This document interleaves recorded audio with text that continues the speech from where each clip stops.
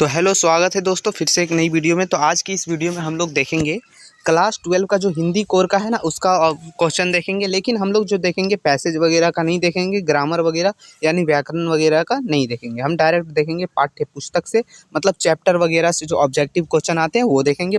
ठीक है, तो चलिए अपने सारे दोस्तों के पास शेयर कर दीजिएगा। वीडियो अच्छा लगे तो चलिए शुरू करते हैं आप लोग को। चलिए, पहला क्वेश्चन है कि हरिवंश राय बच्चन का जन्म कहाँ हुआ था। तो इसका जो जन्म हुआ था वो हुआ था इलाहाबाद में। कहाँ हुआ था? इलाहाबाद, ध्यान रखिएगा। ठीक है, रिवीजन कीजिए फटाफट से। और दूसरा क्वेश्चन है अगला, देखिए नंबरिंग पर मत जाइएगा। अगला क्वेश्चन है हम लोग का कि पतंग कविता के रचनाकार का क्या नाम है। तो इसका जो आंसर हो जाएगा 17 का ऑप्शन नंबर ए हो जाएगा, आलोक धनवा।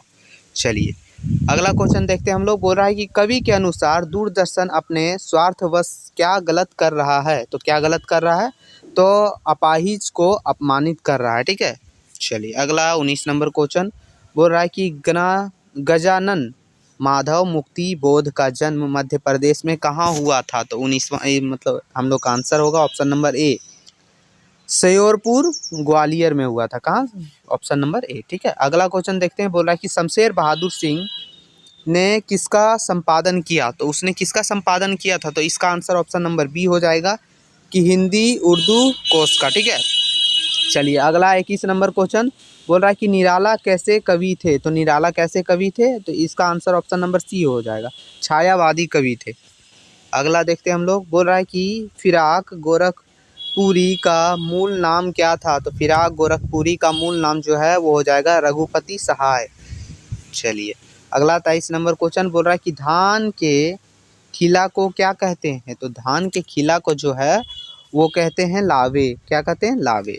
चलिए अगला क्वेश्चन देखते हैं हम लोग। बोल रहा है कि छोटा मेरा खेत कविता में किस तत्व की प्रधानता है। ठीक है, तो किस तत्व की प्रधानता है? तो ऑप्शन नंबर बी, काल्पनिक तत्व की। किसकी? काल्पनिक। चलिए अगला देखेंगे 25 नंबर। बोल रहा है कि बच्चे क्या जयकारा लगाते थे। बच्चे जो है वो कौन सा जयकारा लगाते थे। तो 25 का आंसर ऑप्शन नंबर हो जाएगा ए। क्या हो जाएगा? बोल गंगा मैया की जय। ठीक है, मतलब ये हम लोग कर रहे हैं पाठ्य पुस्तक से यानी चैप्टर वगैरह से। चलिए 26 नंबर क्वेश्चन देखते हैं। बोल रहा है कि चार्ली की फिल्में किस पर आधारित है। तो चार्ली की फिल्में जो है वो भावनाओं पर आधारित है। किसके? भावनाओं पर। अगला है कि चार्ली के पिता कौन थे। तो 27 का आंसर जो हो जाएगा वो हो जाएगा ऑप्शन नंबर बी, वो एक यहूदी थे। क्या थे? यहूदी। चलिए अगला 28 नंबर देखते हैं हम लोग। बोल रहा है कि हमारा वतन तो जी लाहौर है, यह कथन किसका है। तो इसका जो आंसर होगा ऑप्शन नंबर डी हो जाएगा, सिख बीवी का। ठीक है, चलिए अगला हम लोग देखेंगे। बोल रहा है कि शिरीष के फूल को किस भाषा में कोमल माना जाता है। तो ये हम लोग का आंसर होगा ऑप्शन नंबर ए, संस्कृत में। ठीक है, अगला देखेंगे। बोल रहा है कि जाति प्रथा किस पर आधार नहीं होनी चाहिए। तो ये हम लोग का आंसर हो जाएगा ऑप्शन नंबर सी, श्रम विभाजन पर। ठीक है, मतलब मेहनत विभाजन पर नहीं होना चाहिए। चलिए आगे देखेंगे हम लोग, और भी क्वेश्चन है। तो चलिए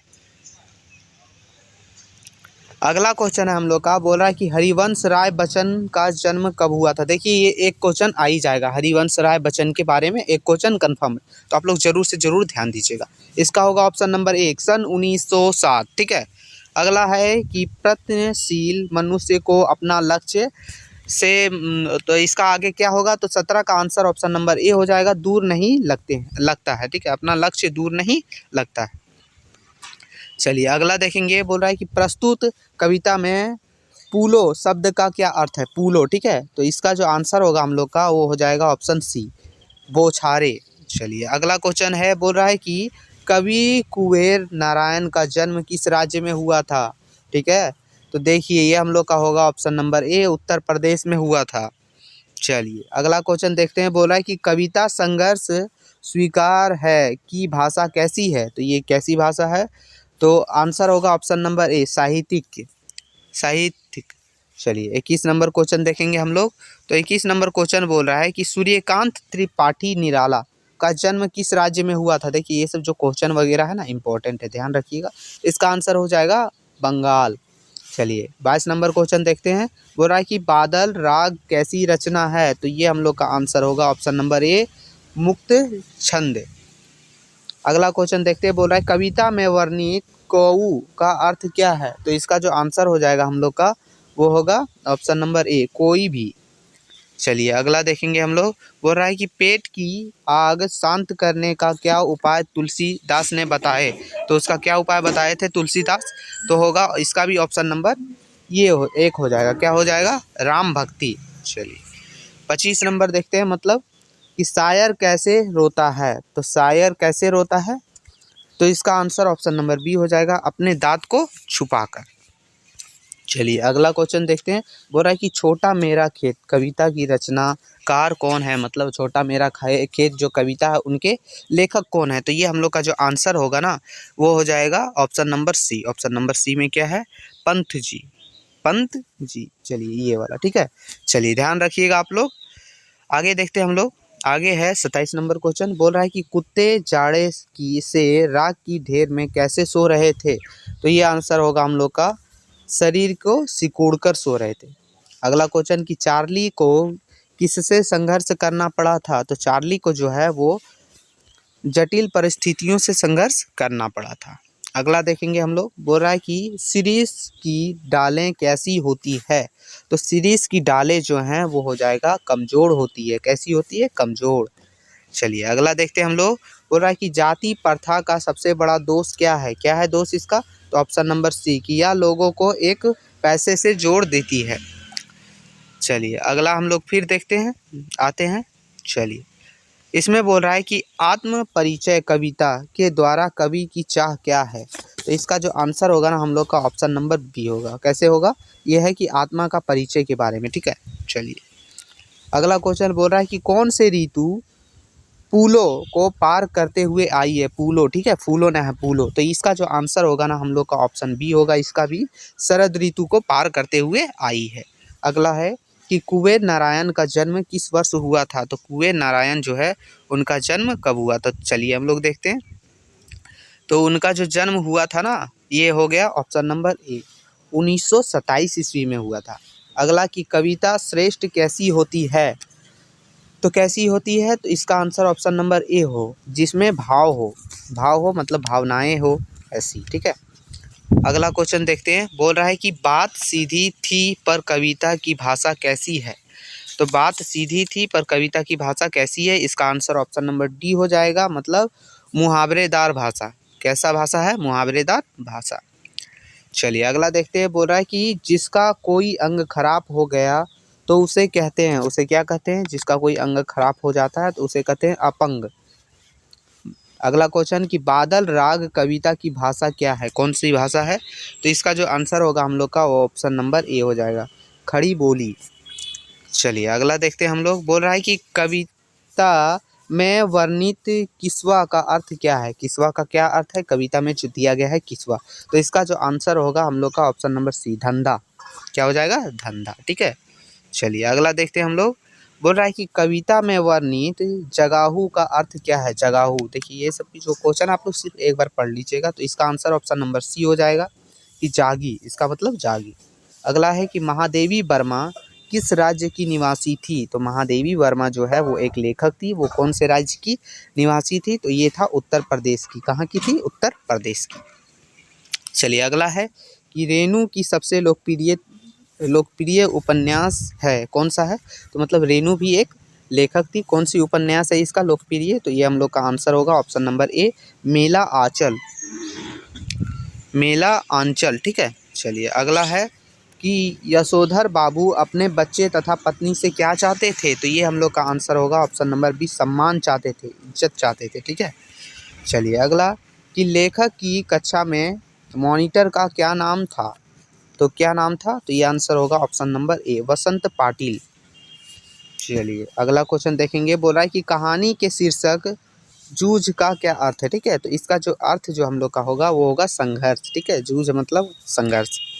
चलिए अगला बोल रहा है कि किसको जन्मजात बहादुर कहा गया है। तो किसको कहा गया है जन्मजात बहादुर, तो ऑप्शन नंबर बी, चर्चिल को। ठीक है, चर्चिल को। चलिए अब देखेंगे हम लोग फिर अगला। देखिए आप लोग देखिएगा, हरिवंश राय बच्चन के बारे में बहुत आ रहा है, तो चांस है आप लोग का क्वेश्चन आ जाएगा। तो हरिवंश राय बच्चन बच्चन ने कहाँ प्रधानाध्यापक के पद पर कार्य किया, तो वो कहाँ किए थे, तो ऑप्शन नंबर सी इलाहाबाद विश्वविद्यालय में। कहाँ किए थे, इलाहाबाद विश्वविद्यालय। अगला क्वेश्चन कि मृदंग शब्द का क्या अर्थ होता है, तो इसका आंसर ऑप्शन नंबर ए होगा, नगाड़ा। क्या होता है, नगाड़ा। 18 नंबर, गजानन माधव ने किस पत्रिका का संपादन किया, तो ये 18 का आंसर होगा ऑप्शन नंबर बी, मतलब नया खून। अगला हम लोग का कि दरिद्रता की तुलना किससे की गई है, तो किससे की गई है, तो ये आंसर होगा ऑप्शन नंबर ए, रावण से की गई है दरिद्रता की तुलना। अगला बोल रहा है कि लक्ष्मण के लिए कौन सी बूटी की आवश्यकता थी, तो कौन सी बूटी की आवश्यकता थी, ऑप्शन नंबर ए, संजीवनी बूटी। ये तो आप लोग को पता ही होगा। चलिए आगे देखेंगे कि शायर की रुलाई कैसी है, तो शायर की रुलाई कैसी है, तो ऑप्शन नंबर ए हो जाएगा, कबीर के जैसी। कैसी है, कबीर जैसी। अगला देखते हैं, बोल रहा है कि कवि को कागज का पतरा किसकी तरह लगता है, तो कवि को जो है कागज की पतरा जो है वो लगता है खेत की तरह। कैसे लगता है, खेत की तरह। चलिए अगला है कि पहलवान की ढोलक का मुख्य पात्र कौन है, तो पहलवान की ढोलक जो है उसका मुख्य पात्र क्या है, तो ये जो 23वां का आंसर ऑप्शन नंबर ए हो जाएगा, लुट्टन। क्या हो जाएगा, लुट्टन। चलिए अगला बोल रहा है कि चार्ली किस भारतीय साहित्यकार के से अधिक नज़दीक है, तो जो चार्ली है जो भारतीय साहित्यकार से अधिक नज़दीक है या थी, तो ये हम लोग का 24 का आंसर होगा ऑप्शन नंबर डी, प्रेमचंद्र से। किससे, प्रेमचंद्र। अगला है कि पूड़िया में क्या था, पूड़िया में क्या था, तो पूड़िया जो हम लोग का था उसमें था नमक। क्या था, नमक था। ठीक है, चलिए अगला है कि जूझ पाठ की रचयिता का नाम है, क्या है, मतलब रचयिता मतलब जो लेखक लिखे थे जूझ पाठ, उनका जो लेखक है वो कौन है, तो ये आंसर होगा हम लोग का option number B, Anand Yadav. चलिए अगला देखते हैं, बोला कि राजा दुष्यंत ने किसका चित्र बनाया था, तो राजा दुष्यंत ने जो है वो शकुंतला का चित्र बनाया था। किसका, शकुंतला। चलिए अब देखते हैं आगे हम लोग। चलिए आगे बोल रहा है कि लेखक ने दूध और पानी के मिश्रण से किसकी तुलना की है, तो ये जो होगा आंसर हम लोग का ऑप्शन नंबर ए हो जाएगा, भाईचारे की तुलना की है। अगला है कि एन का कौन सा ऐसा शौक था जिसे उसके घर वाले पसंद नहीं करते थे, मतलब एन जो है उनका कौन सा शौक था जो उनके घर वाले पसंद नहीं करते थे, तो कौन सा था, ऑप्शन नंबर बी, नई नई केस सजा करना। ठीक है, नई नई केस सजा करना। चलिए अगला है कि यशोधर बाबू किस प्रकार के जीवन के पक्षधार थे, तो ये जो हम लोग का आंसर होगा ऑप्शन नंबर डी, सादगीपूर्ण। कैसा, सादगीपूर्ण। तो ये हम लोगों ने टोटल क्वेश्चन देखे हैं। ठीक है, बहुत ज़्यादा इंपॉर्टेंट है, आप लोग देखिए, इसको मजाक में मत लीजिएगा, बहुत ज़्यादा इंपॉर्टेंट है। तो तैयारी कीजिए, बेस्ट ऑफ लक सबको एग्जाम के लिए। तो फिर मिलते हैं नई वीडियो में, तब तक के लिए जय हिंद, जय भारत।